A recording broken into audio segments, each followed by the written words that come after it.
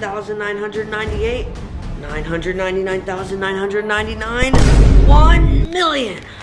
Morning workout complete. Yeah, so this is Ryan from Ryan's World, and this little dude's been doing toy reviews since he could even walk. Alright everybody, I really did not want to talk about a kid making big bucks off unboxing toys, so today we're going to be talking about Ryan's World. This is a topic that's been often brushed aside as harmless children's entertainment, but I'm here to tell you guys that there's a darker side to Ryan's World, a side that may be hidden from you guys for years now. Anyways, for those who don't know who Ryan's World is, Ryan was a young child who just randomly started posting toy reviews back in the early days of YouTube. His videos were simple, fun, and resonated with kids, but soon after that, he became known globally.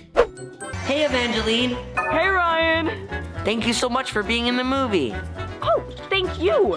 I can't wait to see it when it comes out August 16th. Tell everybody about the character you play. No, Ryan, I am not telling everybody the character I play, little bro. His channel Ryan's World amazed millions of subscribers and billions of views, but as Ryan grew older, so did his channel. The content evolved from simple toy reviews to elaborate scripted skits that gained attention by the whole world. While this might seem like natural progression for a successful YouTuber, there's something unsettling about the way Ryan's World has transformed. Was there a moment that it hit you, or you're still becoming aware of this? Because you're right now 12, 13 years old, if I recall. 12, yeah. Like, was there a moment that you're like, oh, what we're doing as a family is different than other families? Yeah. I realized when people recognize me and hey, you're Ryan. I just realized that we were famous off of it, and that it was a thing that people didn't normally do. The main question we need to investigate is if Ryan is being used for the last remains of the money that his parents can still get out of their son. Because we already know that all of the children watching Ryan's World are here to see Ryan, not the parents. I wanted to start off by just pulling this video that I found because it's you guys in Walmart, and Ryan, you have a police escort in Walmart, which was crazy to see. How old were you? Do you remember? That looks like 4 or 5. Oh my gosh.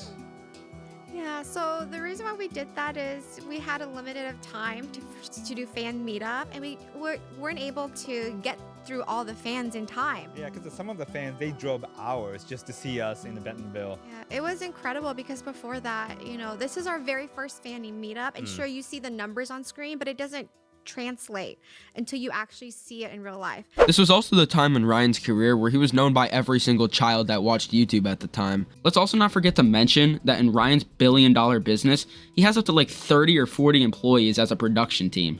I mean, those numbers are crazy. You guys have over 10 different YouTube channels, over 80 billion views across them. You have a mobile game with 34 million downloads. I want to break down Ryan's World from the business side. How big is the team that runs this? And take me through how you're able to maintain this. Then we'll rewind back to talk about how this all happened. Yeah, for the production side, we own the studio in Houston. It's called Sunlight Entertainment, and we have full-time employee, about 30 to 40 employees, and it breaks down to video editors, producers, animators, voice actors, on-camera talents, script writers.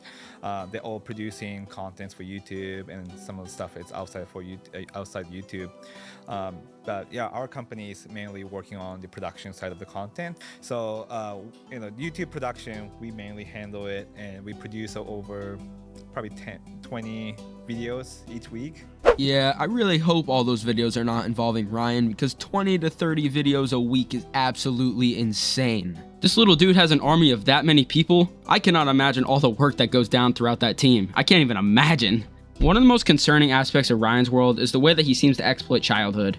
The videos often feature Ryan in an exaggerated or often unrealistic scenarios. Ryan's mostly shown as a superhero, a scientist, or even a world traveler. While this might be entertaining for young viewers, it raises questions about the kind of message that these videos are sending to the younger audience. Is it healthy for a young child to be presented as a larger-than-life figure? Are these videos setting unrealistic expectations for children? And most importantly, is Ryan enjoying this? I'm assuming probably not. And finally, is he being used for millions and millions of dollars by his family? Because we already know from a while back, before his parents had Ryan, his mother was caught shoplifting at a JCPenney in 2002, and his father seems like a pretty okay guy. So something seems a little off there. Of course, it's impossible to ignore the role of Ryan's parents in the success of his channel. They've been heavily involved in the aspect of his career, from producing the videos to managing all of the social media. I mean, if my kid was known by the whole world, there ain't no way he's getting access to all that. While their intentions might be good, there's a growing concern that his parents are prioritizing the financial gain over the child's well-being. Are they ensuring that Ryan is getting a proper education? Are they allowing him to have a normal childhood? Or are they just sacrificing his youth for the sake of fame and fortune?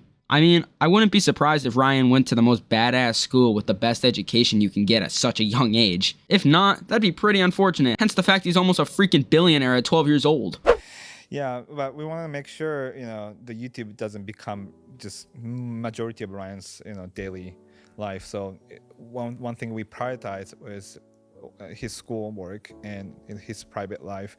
And, one of the reasons why we moved from Houston to Hawaii 3 years ago was, Ryan's education. We felt like, we should explore a different location to raise kid. And at that time, it was during the pandemic. It was difficult for kids to go outside or make friends. The only way for him to connect with his friends were through iPad or Zoom, and even go to school, it was over the remote. So I understand you wanted to move out of that state to raise children and all of that, but I still refuse to believe that that's for Ryan's schooling and childhood. As Ryan continues to grow older, it's inevitable that his channel will eventually fall off at some point, because if you think about it, y'all would not want to watch me cover drama topics if I was 10 years old. It just wouldn't make sense, right? The question still remains unanswerable. Will Ryan be able to break free from the mold his parents have created for him, or will he forever be trapped in a world of Ryan's world and unboxing toys his whole life? I really hope that Ryan ain't gonna be unboxing toys in front of a camera when bros has a full-grown beard and a wife. I really hope Ryan can break free from his parents potentially squeezing the money out of their son before he's too old for children's content too. With all of this rapid growth on YouTube and his other companies ever since he was insanely young, I feel like it would really affect his expectations for the other issues throughout his life. Yes, we already know that the kid has enough money for the next 4 generations of his family to live off of, but that doesn't mean it has a positive impact on his later life. Like, I mean, there's like people creating wealth, and I feel like you guys have created generational wealth.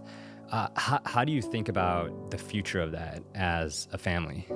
Managing this scale of the business, this scale of the finance.